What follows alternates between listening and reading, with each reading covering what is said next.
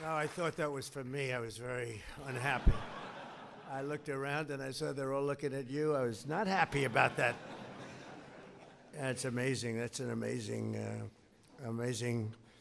audition. And I'll tell you what, it's you have the most important business people and political people that you can possibly have in one room.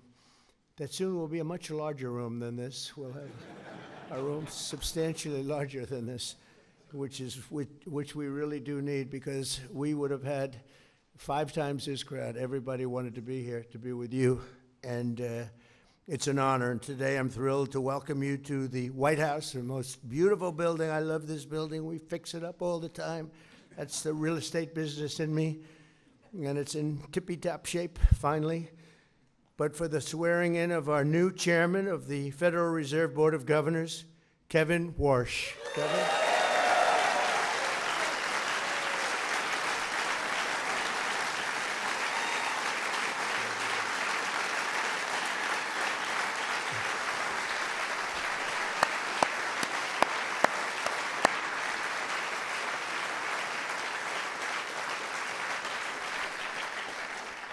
And I expect he will go down as one of the truly great chairmen of the Federal Reserves that we've ever had. I really believe that. I think he's got abilities that very few people have.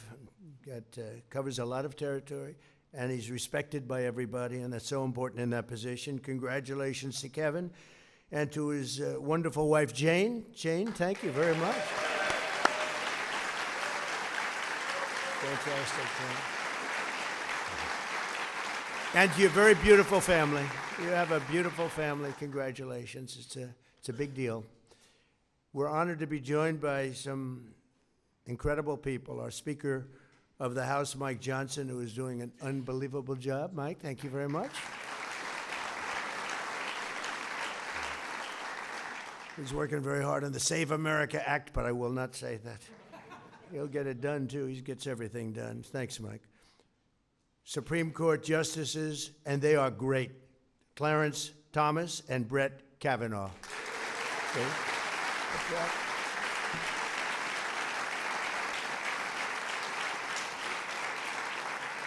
Secretary of the Treasury, he's like central casting, Scott Bessent.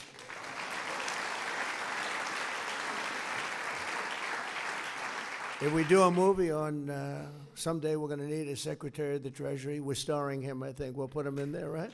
He's done a good job. Secretary of Agriculture, Brooke Rollins. Brooke, thank you. Secretary of Commerce, Howard Lutnick. Thank you, Howard. Secretary of Transportation, Sean Duffy. Thank you, Sean. Acting Secretary of Labor, Keith Sonderling. Keith. CIA Director, John Radcliffe. Thank you, John. OMB Director, Russell Vogt. Russell, thank you, Russell. White House Chief of Staff, Susie Wiles. Director of the National Economic Council, the other Kevin. I was, they kept talking about Kevin, and he's a good man you're going to be working with, Kevin Hassett. Director of the Federal Housing Finance Agency, Bill Pulte. And thanks as well, we have so many political leaders, and I just see a few, and you have Tommy Tuberville, soon to be a governor, right now a very successful senator.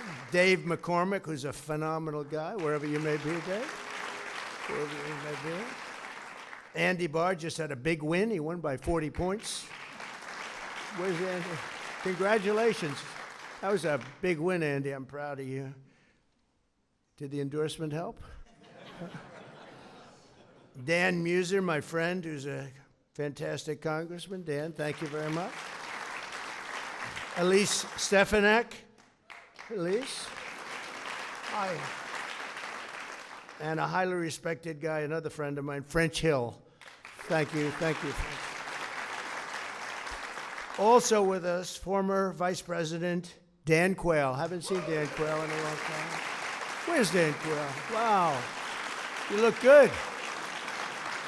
You look good.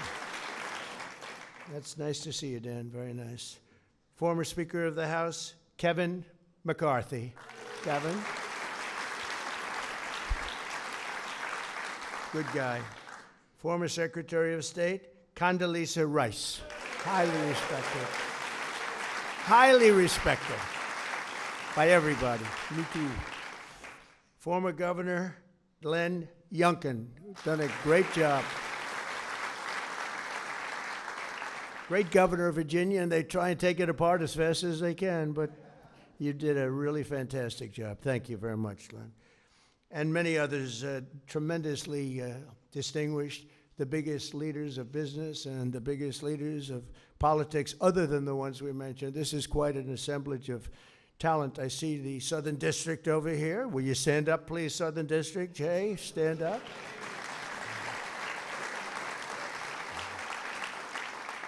And I don't know if our acting Attorney General is here. He's pretty busy. He's kept very busy. So if he is, or if he isn't, I'll just tell you he's doing a very good job working together, right? He's doing a great job, actually. So no one in America is better prepared to lead the Federal Reserve than Kevin Warsh.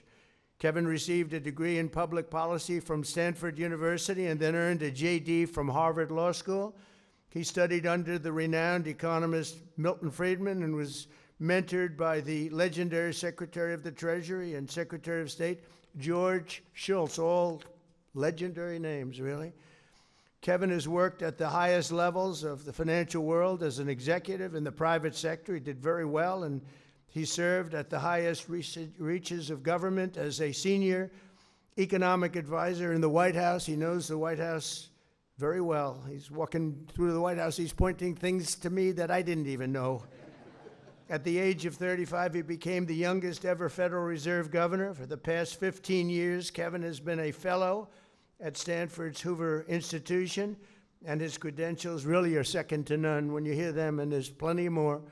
I know that Kevin has the deepest respect and reverence for the institution he will lead starting today.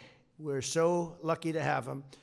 The Federal Reserve is a pillar of the world financial system and the most important central bank anywhere in the world, with a history stretching back more than 100 years. It is truly the institution that's most looked to and most respected, and it's now taken on a new and even higher respect, in my opinion. And honestly, I really mean this. This is not said in any other way. I want Kevin to be totally independent. I want him to be independent and just do a great job. Don't look at me, don't look at anybody, just do your own thing and do a great job, okay?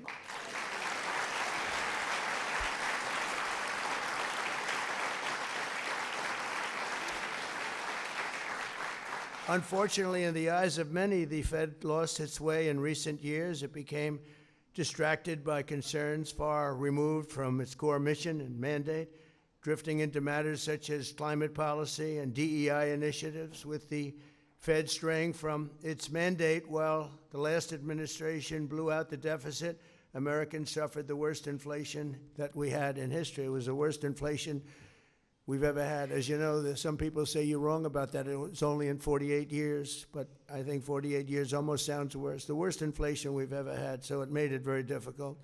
Kevin has spoken often about the need to restore the Fed's integrity by returning to a proper focus on its two functional and really fundamental responsibilities: maintaining price stability and low inflation, and achieving full employment. And we talk about it, we've talked about it often. And right now we have the most people working in the United States than we've ever had. We have never had as many people working right now in the United States. And it's something that I like to say, and it's been pretty much that way ever since I've been president. When I go back to the first term, I had those numbers too, and I kept them. And we've done things that are really amazing, but we can bring it to a new and higher level with Kevin. I think we can bring it to a level that nobody ever thought possible. By following through on this vision, Kevin will restore confidence in the Fed, which is so important, and among Americans all across the political spectrum and people from all over the world. And they're going to be looking to Kevin probably and possibly more than any other person that's had your esteemed position before. I think that's true, Kevin. You got a lot of people watching. I fully expect that with the greatest Fed chairs before him, Kevin will safeguard the Fed's integrity. They'll make their own decisions and hopefully make them well, but they'll be listening to Kevin all the way. I really believe that. Even if they're from a somewhat different persuasion, they're going to be listening to him out of respect, because everybody respects him. Thankfully, unlike some of his predecessors, Kevin understands that when the economy is booming, that's a good thing. We don't have to go crazy. Just let it boom. We want it to boom. We want it to be like nobody has ever had before, because we do have some debt we'd like to take care of. And the way you do that is through growth. We're going to grow our way out of it so fast. And Kevin's somebody, and I feel strongly also, we don't want to see it stifled. We want to stop inflation, but we don't want to stop greatness. And so that's really a very good thing, a very positive thing, and that's what he's looking to do. He's looking to do positive economic growth. It's so important. And as we discussed, economic growth doesn't mean inflation. It can be just the opposite, actually. But economic growth does not mean inflation. You don't have to stop the world because you're doing well. Kevin's also said that he'll bring much-needed reform and modernization, transforming obsolete data collection methods, rolling back reliance on inaccurate models, and curtailing the Fed's practice of issuing so-called forward guidance. They want to do things on that. I guess it's a little complex subject, but it's something that Kevin knows about better than probably anybody here. He has the temperament and leadership abilities to foster collaboration among the entire board, and I know he will welcome robust debate. In his mission to keep prices stable and employment high, Kevin will have the full support of my administration. Every one of these people felt, including Kevin, by the way, felt so strongly about this choice. And we have no doubt, we have absolutely no doubt. So important, too. So big, so important. I just turned on the television. I want to see how the stock market's doing today. Stock market's up 600 points. That means they like you. If they didn't like you,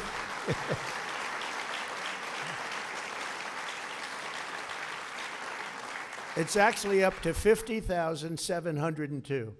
So that's as of about 12 minutes ago. Now, who knows? But I think it can only go up. I think with you, it's only going to go up. That was a number that nobody thought was reachable during my entire 4 years. If you look at some of the great pundits, they said, well, 50,000 would be impossible during the 4 years, but sometime after, we hit it in the first year, but now we're really hitting it. And think of it, it's up to 50,702.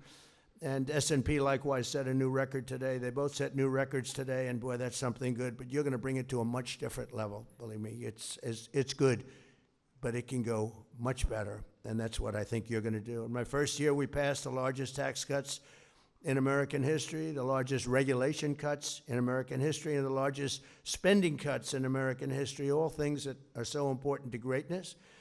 And last year, we slashed the budget by almost $500 billion. At the same time, our military was at $1.2 trillion, and we'll be doing the one thing we are going to be doing is, and we build everything in America, we build it here. It's jobs, jobs, jobs, but it's also strength, strength, strength. We're going to be submitting a military budget for $1.5 trillion. We have the greatest military in the world. I built it during my first term. I didn't know we'd be using it so much in my second term, but they gave away a little bit of it during somebody else's term, foolishly, but it's a very small part relative to the whole. But we have the greatest military in the world. I was with President Xi, and I said to him, we have the greatest military in the world, and he actually didn't agree. We had a great meeting. He actually didn't disagree with me on that very much, I will tell you. But we really do. What we've done in Venezuela, you see, what we've done to Iran. Iran is dying to make a deal. We'll see what happens, but we hit them hard. And we had no choice because Iran cannot have a nuclear weapon. They cannot have it.